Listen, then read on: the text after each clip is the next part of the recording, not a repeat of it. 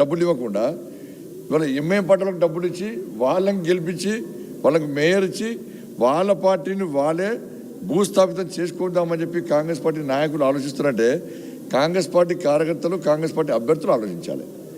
మీ ఇద్దరి మధ్య రూపాయికి ఒప్పందం కుదిరింది, మేయర్ వాళ్ళకి ఇస్తున్నారు, మీరు గెలిచే పరిస్థితి లేదు కాబట్టి ఇద్దరు కలిసి మమ్మల్ని అడ్డుకునే ప్రయత్నం చేస్తున్నారు. అది కాని పని. బీజేపీ బీఆర్ఎస్ ఇక ఎవరు నాగుపాము ఎవరు జరిపోతో ప్రచారం తిరుగుతూ తెలుస్తున్నది. అది నాగుపాము పోయింది.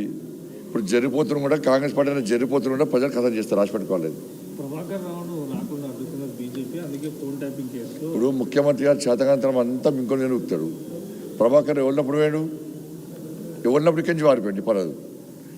నువ్వు ముఖ్యమంత్రి కదా ఇక్కడ, మరి నువ్వు ముఖ్యమంత్రి ఉన్నప్పుడే వారిపోయింది కదా. ఇలా కనీసం కౌంటర్ సుప్రీంకోర్టులో కౌంటర్ వేసేటువంటి దమ్ము లేదు మీకు. సుప్రీంకోర్టులో వాదించే దమ్ము లేదు మీకు.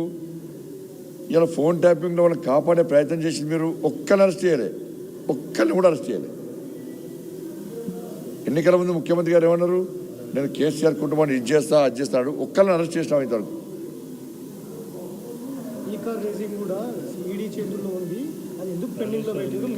మరి అరెస్ట్ అయితే ఎందుకన్నాడు, విచారణ స్టార్ట్ చేసినామని ఎందుకు ఈడీకి ఎందుకు లెటర్ రాలే? లెటర్ రాయి, వాళ్ళు వివరాలు ఇస్తారు కదా. అన్నీ తప్పించుకోడు అంటే సిబిఐకి ఇష్టం కదా అన్నాడు, తోటి ఈడీకి ఇష్టం కదా అని చెప్పండి.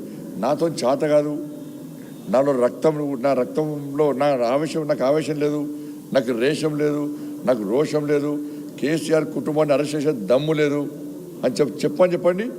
అప్పుడు రాయమని చెప్పండి, మేము చూస్తాం. అప్పుడు ఈడీకి ఇస్తే పోయి ఫాలో చేయాలి కదా. పొరగొట్టు మీ ఈడీకి సంబంధించిన అధికారులు ఉంటారు కదా, పోయి కలవాలి ఈడీకి.